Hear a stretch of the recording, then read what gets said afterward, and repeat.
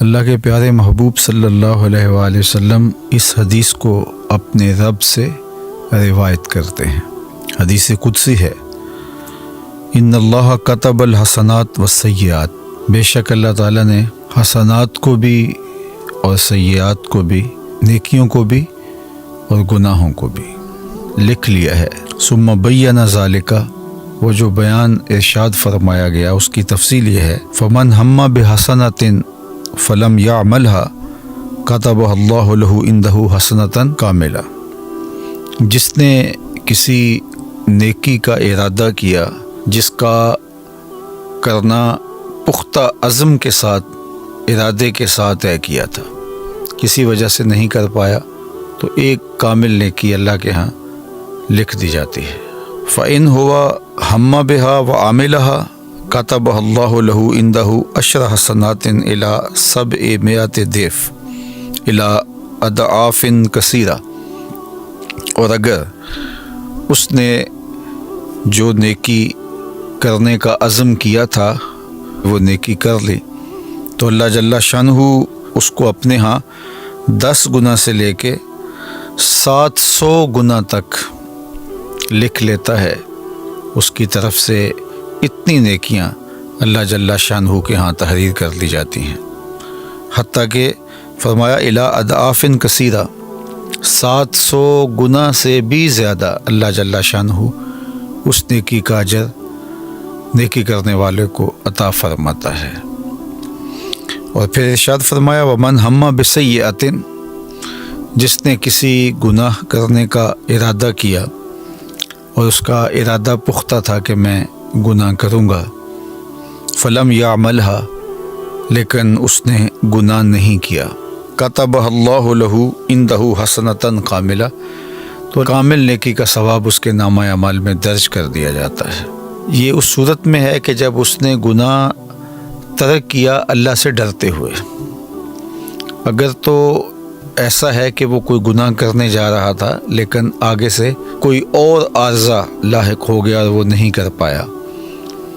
اس صورت کے اندر نہ نیکی لکھی جاتی ہے نہ گناہ لکھا جاتا ہے۔ لیکن اگر اللہ سے ڈرتے ہوئے اس کو خیال آ گیا، ارادہ پختہ تھا یہ گناہ کروں گا لیکن اس نے گناہ نہیں کیا، تو اللہ جل شانہ ایک کامل نیکی اس کے نامہ اعمال میں درج کر دیتا ہے۔ فَإِنْ هُوَ ہَمَّ بِهَا فَعَمِلَهَا، اور اگر اس نے کسی گناہ کرنے کا عزم مصمم کیا تھا، ارادہ کیا تھا، اور اس نے پھر وہ گناہ کر بھی لیا، کتبہ اللہ لہ سیئۃ واحدہ،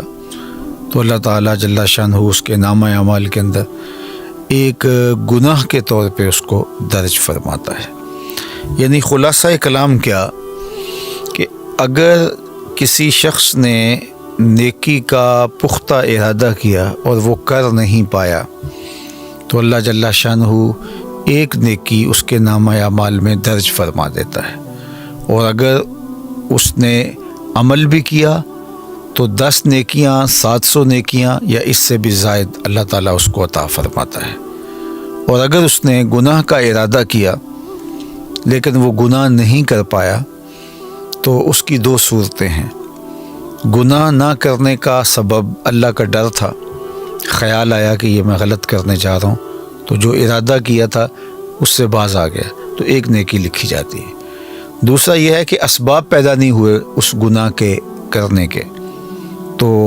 اللہ تعالیٰ اس کے نامہ اعمال کے اندر پھر بھی گناہ نہیں لکھتا، اس کی نیت سے نہ گناہ لکھا گیا نہ نیکی لکھی گئی۔ اور ایک صورت یہ ہے کہ اس نے جو ارادہ کیا اس پر اس نے عمل بھی کیا، تو پھر نامہ اعمال کے اندر اللہ جل شانہ ایک ہی گناہ درج کرتا ہے۔ اللہ اکبر۔ اور اس پر حضرت ابو ہریرہ رضی اللہ تعالی عنہ سے ایک روایت مروی ہے، وہ سماعت کر لیجیے، اور وہ بھی صحیح بخاری میں ہے۔ جو میں نے روایت آپ کے سامنے رکھی یہ بخاری میں بھی ہے، مسلم شریف میں ہے، اور یہ صحیح بخاری میں حضرت ابو ہریرہ رضی اللہ تعالیٰ عنہ روایت کرتے ہیں، اور یہ حدیث بھی حدیث قدسی ہے، اور امام بخاری نے اس کو اپنی سند کے ساتھ روایت کیا ہے کہ اللہ جل شانہ ارشاد فرماتا ہے اذا اراد عبدی، جب میرا بندہ ارادہ کرتا ہے ان یعمل سیئۃ، کہ وہ گناہ کرے، فلا تکتبوها علیہ، تو اس کے نامہ اعمال میں اس کو درج نہ کرو، حتی یعملھا، یہاں تک کہ وہ گناہ کر گزرے۔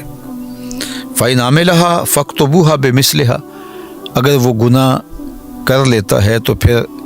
اس کی مثل ہی لکھو، یعنی ایک ہی گناہ درج کرو اس کے نامہ اعمال میں۔ وإن ترکھا من اجلی، اور اگر وہ اس گناہ کو میرے لیے ترک کرتا ہے، فاکتبوها لہ حسنہ،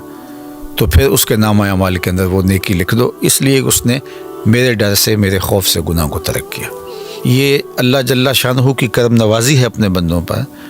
کہ نیکی کی نیت کرنے سے ایک نیکی لکھ دی گئی، کی تو 10 سے لے کر 700 گناہ تک، بلکہ اس سے بھی زیادہ عطا کی گئی، اور گناہ کا ارادہ کرنے سے نامہ اعمال میں گناہ نہیں لکھا گیا، اور اگر اس نے اللہ کے ڈر سے اس گناہ کو چھوڑا ہے تو اس چھوڑنے پر بھی اس کو اللہ تعالیٰ نیکی عطا فرماتا ہے۔ تو یہ اللہ تعالیٰ جل شانہ کی کرم نوازیاں ہیں جو اپنے بندوں کو نصیب فرماتا ہے۔ اور آپ اس کو یوں بھی کہہ سکتے ہیں کہ جب وہ گناہ کی سزا عطا کرتا ہے تو اس وقت ضابطۂ عدل کے مطابق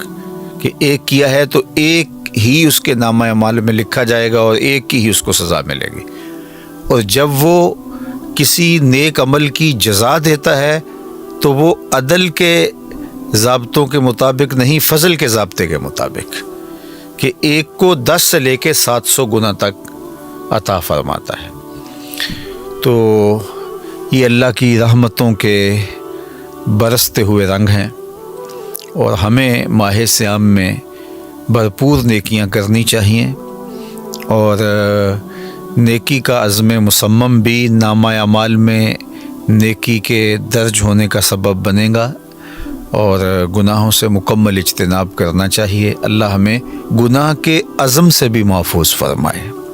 اور اگر شامت نفس کی وجہ سے، شیطان کی وجہ سے اگر کبھی عزم پیدا ہو جاتا ہے تو اللہ تعالیٰ ہمیں اپنی خشیت کا نور، اپنے خوف